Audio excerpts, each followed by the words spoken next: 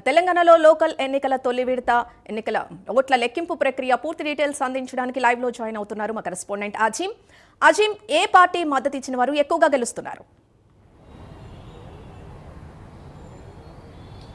తొలి విడత గ్రామ పంచాయతీ ఎన్నికలు ఏదైతే తెలంగాణలో ఈరోజు ఉదయం 7 గంటల నుంచి 1 గంటల వరకు పోలింగ్ కొనసాగింది. అయితే 2 గంటల నుంచి కౌంటింగ్ ప్రక్రియ కూడా ఏదైతే కొనసాగుతుంది. మనం పూర్తిగా ఫలితాలు చూసినట్టయితే అధికార పార్టీకి ఎక్కువ స్థానాలు వస్తున్నట్టయితే మనకు చాలా ఈజీగా ఏదైతే ఫిగర్స్ చూస్తే మనకు చాలా స్పష్టంగా తెలిసిపోతుంది కూడా. ఎందుకంటే అధికార పార్టీకి ఒకటి అధికారంలో ఉంది, ఫ్లెక్సిబుల్గా ఉంటుంది కాబట్టి కాంగ్రెస్ పార్టీకి ఎక్కువ స్థానాలు వస్తున్నాయి. అయితే 10 ఏళ్ల పాటు అటు ఏదైతే అధికారంలో ఉన్నటువంటి బీఆర్ఎస్ పార్టీకి ఇప్పటికైతే కేవలం 200 బిలో స్థానాలకి ఇప్పటికైతే పరిమితమైంది. మరి పూర్తి స్థాయి ఓట్ల లెక్కింపు ఎవరికి ఎలా ఉంటుందో చూడాల్సి ఉంటుంది. ఇక జాతీయ స్థాయిలో గత 12 ఏళ్ల నుంచి అధికారంలో ఉన్నటువంటి పార్టీ బీజేపీ పార్టీ ఏదైతే గ్రామ స్థాయిలో బలోపేతం కావాలని చెప్పి చూస్తుంది. గ్రామాల్లో కూడా ఖచ్చితంగా బీజేపీ పార్టీ బలంగా ఉందని చెప్పుకునేటువంటి ప్రయత్నం కూడా చేస్తుంది. ఈ నేపథ్యంలో మనం చూసినట్టయితే గత జరిగిన అసెంబ్లీ ఎన్నికల్లో కావచ్చు, పార్లమెంట్ ఎన్నికల్లో కావచ్చు 8 ఎమ్మెల్యేలు 8 మంది ఎంపీలు కూడా గెలిచారు. కానీ ఇక్కడ గ్రామ పంచాయతీ స్థాయిలో అలాగే వార్డు మెంబర్ల స్థాయిలో చూస్తే కూడా బీజేపీ ప్రభావం చాలా తక్కువ కనిపిస్తుంది. సో ఓవరాల్గా కాంగ్రెస్ పార్టీకి సంబంధించినటువంటి అభ్యర్థులే ఎక్కువగా గెలుస్తున్నట్టు చాలా స్పష్టంగా కనిపిస్తుంది. మొదటి విడతలో 4200కు పైగా జరుగుతున్నటువంటి గ్రామ పంచాయతీకి సంబంధించిన ఎన్నికల్లో అలాగే 27,000కు పైగా జరుగుతున్న వార్డు ఎన్నికల్లో కూడా పూర్తి స్థాయిలో కూడా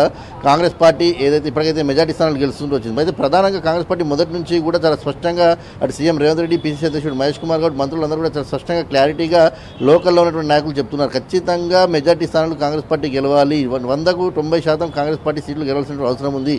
కాంగ్రెస్ పార్టీ 2 ఏళ్లలో చేసినటువంటి అభివృద్ధి పనులు చెప్పుకుంటూ రండి అని కూడా కాంగ్రెస్ పార్టీ చెప్పుకుంటూ వచ్చింది. సో దీంట్లో మనం ప్రధానంగా చూసుకున్నట్టయితే కాంగ్రెస్ పార్టీ అధికారంలోకి రాగానే మహిళలకు ఉచిత బస్సును ప్రయాణం కల్పించింది, 500కి సిలిండర్ని ఇవ్వడం కూడా మొదలుపెట్టింది, 200 యూనిట్ల వరకు ఉచిత కరెంట్ ఇవ్వడం మొదలుపెట్టింది.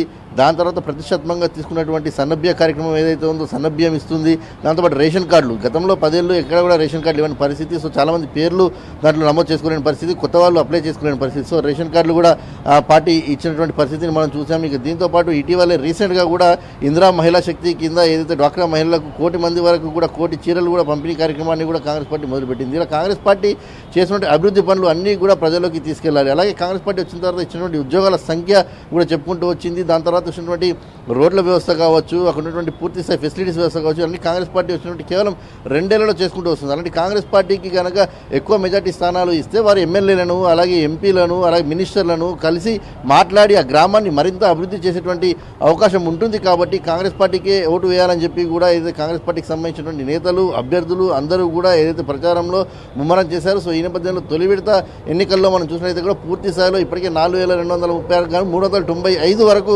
ఏకగ్రీవాలు సర్పంచ్లు అయ్యాయి. సో 3800 వరకు పైచిలకు దానికి ఏదైతే ఎన్నికలు కూడా జరిగాయి. అలాగే ఇటు వార్డు మెంబర్లు చూసినట్లయితే 27,000 వరకు కూడా ఏదైతే గ్రామ వార్డులకు జరుగుతుంది. దాంట్లో కూడా చాలా వరకు కూడా ఏదైతే ఏకగ్రీవాలు అయినటువంటి పరిస్థితి కూడా మనం చూసాం. సో ఈ నేపథ్యంలో కాంగ్రెస్ పార్టీ వైపు ఎక్కువ మంది ప్రజలైతే మొగ్గు చూపుతుంటే చాలా స్పష్టంగా కనిపిస్తుంది. సో గ్రామ పంచాయతీ మొదటి విడతలో కూడా కాంగ్రెస్ పార్టీ ఇప్పటికైతే సుమారు ఆల్రెడీ 1000 వరకు కూడా ఇప్పటికే మొదటి విడతలో ఏదైతే గెలిచినటువంటి స్థానాలు కూడా ఇప్పటికే ఖరారైన పరిస్థితిని మనం చూసాం. సో మరికొన్ని చోట్ల ఇప్పటికే కాంగ్రెస్ పార్టీ ఏదైతే గెలుపు దిశగా కూడా అడుగులు వేస్తున్నట్టు కూడా మనకు తెలుస్తుంది. చాలా జిల్లాల్లో కూడా ఇదే పరిస్థితి ఉన్నట్టు కూడా కనిపిస్తుంది. సో బీఆర్ఎస్ పార్టీ 10 ఏళ్ళు అధికారంలో ఉన్న గ్రామ పంచాయతీ ఎన్నికలకు సంబంధించిన విషయంలో కాస్త ఖచ్చితంగా మేము బలంగా ఉన్నాం, గ్రామాల్లో బలంగా ఉన్నాం చెప్పుకుంటూ వచ్చినప్పటికీ కూడా కాస్త బ్యాక్ ఉన్నట్టే మనకు కనిపిస్తుంది. బీజేపీ కూడా అంత ప్రభావం చూపలేనట్టు కూడా మనకు చాలా స్పష్టంగా కనిపిస్తుంది. సో మొదటి దశలో మరి కాంగ్రెస్ పార్టీ 4300 చిల్లర స్థానాలు కానీ ఎన్ని గ్రామ పంచాయతీలను గెలుస్తుంది, 27,000 వార్డులకు కానీ ఎన్ని వార్డులను గెలుస్తుంది అయితే చూడాల్సి ఉంటుంది. సో 2వ విడత 3వ విడతలో కూడా ఇదే ప్రభావం ఉంటుందని చెప్పి కూడా కాంగ్రెస్ పార్టీకి సంబంధించిన నేతలు నాయకులు అయితే